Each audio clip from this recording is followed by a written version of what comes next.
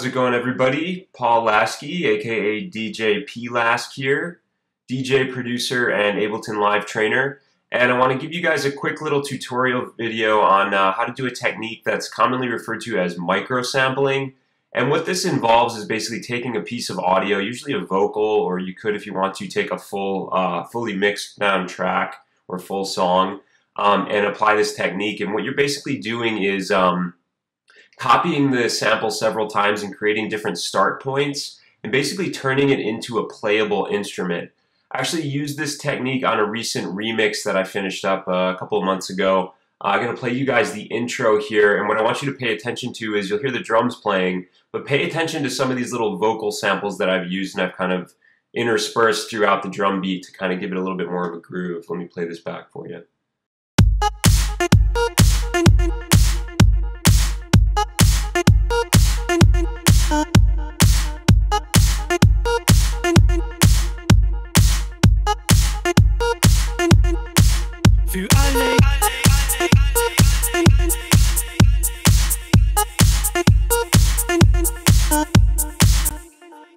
Now this is the track I wanted you guys to focus on, and if you've noticed down here I have a drum rack, and if you were looking at the track view down here you may have noticed some of these different drum samples were kind of triggering on and off as the drum beat was playing, and that's exactly what we're going to try and recreate in this particular scenario here. So let me show you guys real quick how I set this up. I'm just going to open up a new session really quick and we'll pick it up from there.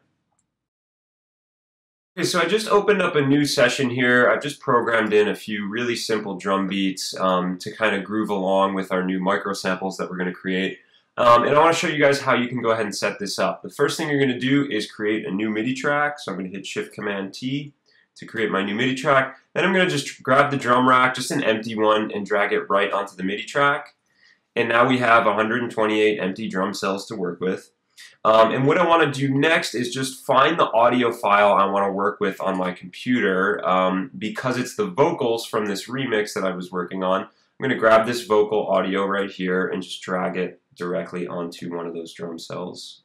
I can minimize this window now. And keep in mind the way the drum rack works is each of these 128 drum cells is assigned to one MIDI note on your MIDI keyboard. So what I want to do is sort of turn this into a playable instrument, just taking little samples from this vocal audio here. So I want to do a couple of things now that I've got the audio in the drum rack. First thing I want to do is click here where it says snap inside the simpler instrument. And what this is going to do is avoid some of the clicks and pops you might hear when you start samples up.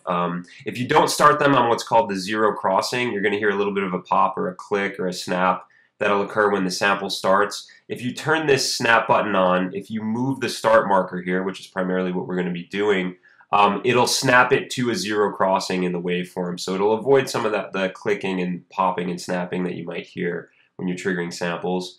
And basically what I'm going to do is copy this. Once I've clicked snap, now I'm going to take this simpler, basically just option drag this cell and just copy it onto a few of the other cells in my drum rack here.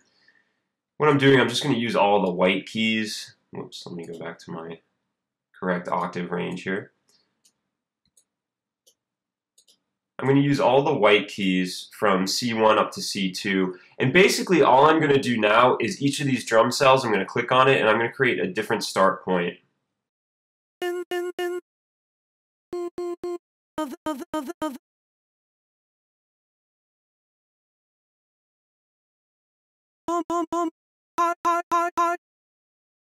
You'll notice this works really, really great with vocals, because just about any clip of vocal that you can grab can be a cool little element to add to your groove.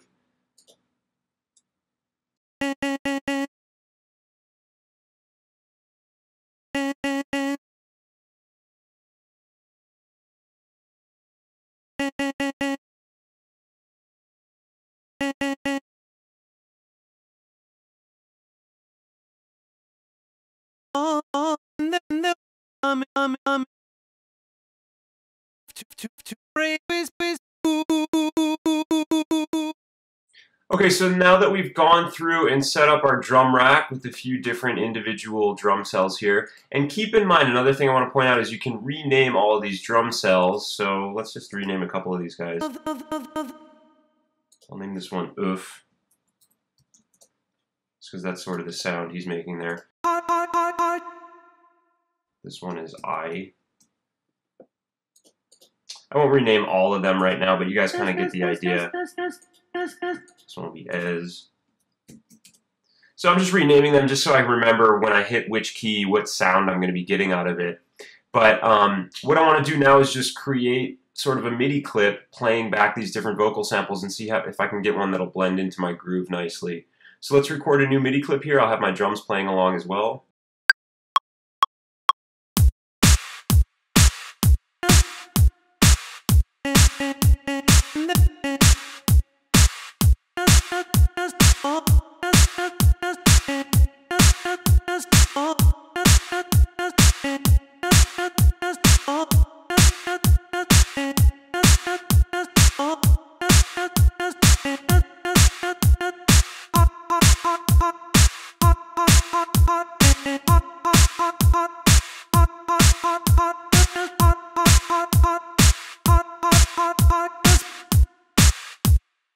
So you get the idea there. I've just created a fairly long MIDI clip here, but there were a couple moments of magic in there that I could now go in and sort of isolate, create copies of the MIDI clip, create a few different variations on the pattern. But go ahead, try this out. I encourage you guys to use this technique. It also works fantastically on full songs if you have a full mix down. I've used it on a lot of 80s songs for bootleg remixes and stuff.